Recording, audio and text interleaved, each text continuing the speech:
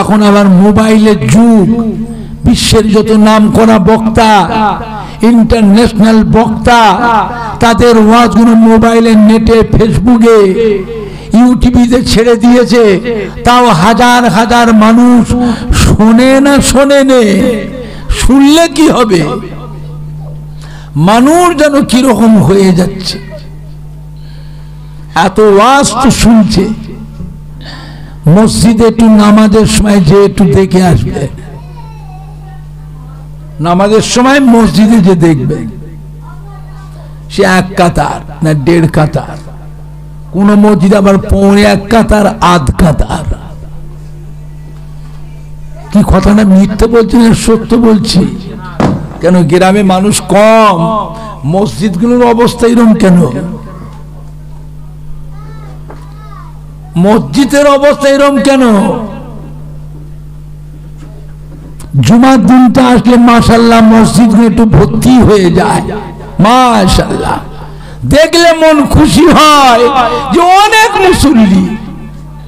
আমি দেখেছি শহরে, টাউনে বড় বড় মসজিদগুলো দুতলা তিনতলা মসজিদ, ওপর থেকে নিচে পর্যন্ত ফুল প্যাকটা, একটা মুসল্লি জায়গাও ফাঁকা নেই, হ্যাঁ ভর্তি হয়ে আছে। তারপরেও দেখি বহু মুসল্লি বাইরে দাঁড়িয়ে আছে নিচই, এদের আর মসজিদে জায়গা নেই। বুঝলে, এরা চেয়ে চেয়ে দেখে, গল্প করে, ইদিগুলি ঘোরে, আবার ইমামের দিকে লক্ষ্য রাখে। যেই ইমাম ইমামতির জন্য প্রস্তুতি নেয়, এরা চিন্তায় পড়ে যে আমরা নামাজ কোথায় পড়বো, রাত জায়গা নেই। তাড়াতাড়ি ছোটে বাড়ি থেকে চাটাই নিয়ে আসে, সব নিয়ে আসে, যাই নামাজ নিয়ে এসে ধুলোতে বিছিয়েও মানুষ জুম্মার নামাজটা আদায় করে না, করে নেই। ও বাবা, এবার লক্ষ্য করুন ইমামকে। ইমাম যখন সালাম ফেরে, এখন মসজিদে জুম্মার নামাজে যেরকম ভিড় ছিল সেই ভিড় থাকে না, ফাঁকা ফাঁকা হয়ে যায়। হুড় হুড় করে সব বেরিয়ে পালাচ্ছে। আমি সর্বনাশ, এ তো ফাঁকিবাজ। নামাজ তো আমরা পড়ি না, সপ্তাহে একদিন পড়তে এসেছি তো 5 ওয়াক্ত নাই, 1 ওয়াক্ত, তাও ফাঁকিবাজি। দুনিয়ায় তো সারা জীবন সবাইকে ফাঁকি দিয়েছি, ঠকিয়েছি। যে কারবার করি, ব্যবসা করি, চাকরি করি, লেবারের কাজ করি, যে যাই করি কম বেশি একে অপরকে সবাইকে ফাঁকি দিয়েছি। এইবারে বলেন নামাজ পড়তে এসে মসজিদে কাকে ফাঁকি দিলাম? তাহলে মনের ভিতরে ধারণা আল্লাহকে ফাঁকি দিচ্ছি, মনে হয়েছে যে আল্লাহকে ফাঁকি দিচ্ছি। হ্যাঁ বাবা, আল্লাহকে ফাঁকি দেওয়া হলো না নিজেকে ফাঁকি দেওয়া হলো? অনেকে জুমার নামাজ পড়তে আসে, ফজরের নামাজ কাজা। আজকের ফজরের নামাজটা কাজা করে মসজিদে জুমা পড়তে এসেছে, জুম্মার নামাজটা কি হবে? এসো, গোসল করে সুন্দর জামা কাপড় পরে টুপি মাথায় দিয়ে আতর মেখে সুন্দর করে আসছে, সেজে গুজে একদম পাকা মুসল্লি। বলেন আজকের ফজরের নামাজটা কাজা করে জুমা পড়তে এসেছেন, জুমার নামাজটা কি হবে? তো হবে না তো ঢুকলে কেন? কেন মসজিদে এসছেন? নামাজ তো হবে না, নামাজ হবে না, ঢুকলেন কেন? লোকে জানবে যে আমি একটা মুসল্লি, লোকে জানলে হবে?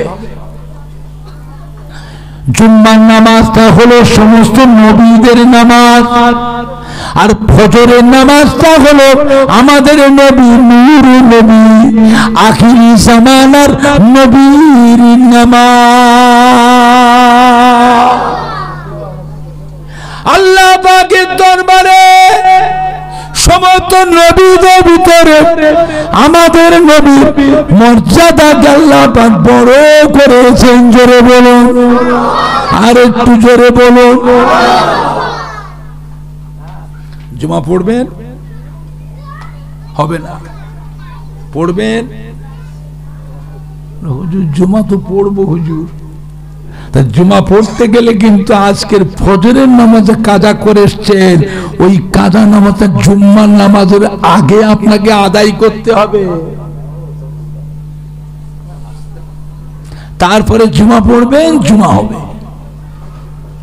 আমার কথা শুনতে রাগ হচ্ছে আপনাদের, খারাপ লাগছে, তাহলে বলবো নি, যা মন যায় করুক কি যাক।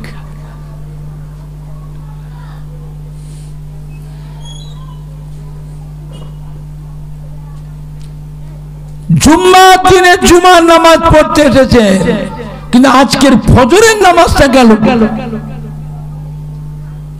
নিজের নবীরটা বাদ দিয়ে এসেছো, তাহলে আপনাকে জুম্মার নামাজের আগে ফজরের কাজা নামাজটা আগে আদায় করতে হবে। বলে হুজুর লজ্জা লাগে, অত মুসল্লির মাঝে আমি কি করে কাজা নামাজটা পড়ি? কিসের লজ্জা? আমি বান্দা, আমার আল্লাহ হলেন মওলা, আমি গোলাম, তিনি আমাদের মুনিব, তিনি আমাদের মালিক, তিনি আমাদের রব্বুল আলামিন, তাকে সিজদা করব, লজ্জা কিসের? তারপরে জুম্মার দিনে নামাজ পড়তে এসেছি, নামাজ পড়ছি, নামাজের নিয়তটা মনে মনে করি না জোরে জোরে আওয়াজ করে করি? কোন মুসল্লি জানতে পারবে যে ওই মানুষটি অতক্ষণ ধরে কিসের নামাজ পড়ছে, অতক্ষণ ধরে কিসের নামাজ? আর জুমার দিনে অত নামাজ আছে না নাই?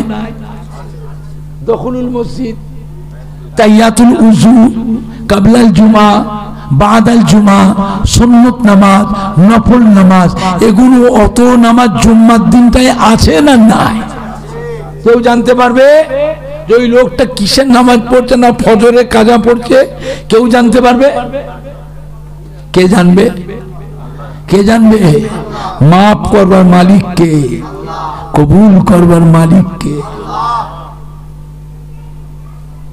বুঝলেন আমার ভাইজানরা, বাপজানেরা, অনেকে জুমার নামাজ পড়ে সালাম পীর বাবারা মুনাজাত করে পালায়, এরা বাদাল জুমা পড়ে না, সুন্নতও পড়ে না, নফলও পড়ে না, আখিরি জোরে নামাজটাও পড়ে না।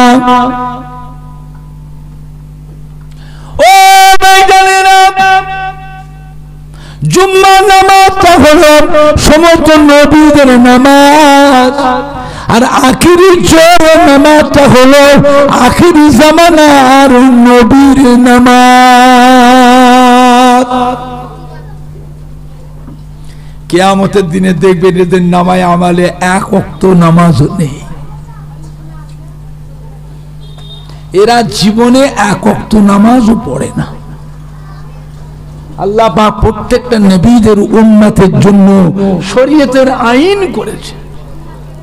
অন্য নবী আলাইহিমুস সালামের জামানায় উম্মতের উপর আইন ছিল, শরীরে যদি কোথাও নাপাক জিনিস লাগে ওই মানুষটা কি করে পাক হবে?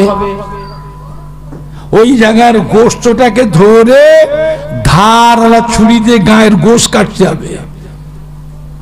কাটো, গোশ কেটে ফেলে দাও, তবে শরীর হবে পাক। মানবে মানবে, না মানবেন না মানবেন, জাহান্নামায় গিয়ে বুঝবেন। এটা আল্লাহর আইন।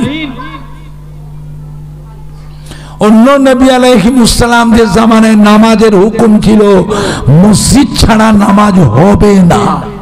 যত দূরেই মসজিদ থাক আপনাকে সেই মসজিদে গিয়ে নামাজ পড়তে হবে। আখিরি জামানার নবীর উম্মতের জন্য আল্লাহ নবীর সম্মানে, হাবিব আপনার উম্মতের শরীরে কোনো যায় নাপাক জিনিস লেগে যায়, ওই জায়গাটায় 3 বার পানি দিয়ে বিসমিল্লাহ বলে পানি 3 বার দিয়ে ধুলে পাক হয়ে যায়। হাবিব আপনার সম্মানে, আপনার খাতিরে, আপনার উম্মতের জন্য সারা পৃথিবীটাকে মসজিদের পরিণত করে দিলাম। জোরে বলবেন না? আর জোরে বলা যাবে না। আপনি বলছেন আমি আখিরি জামানার নবীর উম্মত, আর নবী যদি বলে আমার উম্মত নয়, তখন কি হবে? না হুজুর আমি আপনার উম্মত। আমার উম্মত আমার কি করেছে দেখাও। জীবনে এক ওয়াক্ত নামাজ পড়ো, জুমা পড়তে এসেছ ফজরের নামাজ কাজা করে, জুমা পড়েছ আখেরি জোহরের নামাজ কাজা করে চলে গেছে। আমার কথা বুঝতে অসুবিধা হচ্ছে না, আবার বলবো, বোঝাতে পারছি না মানে আপনাদের।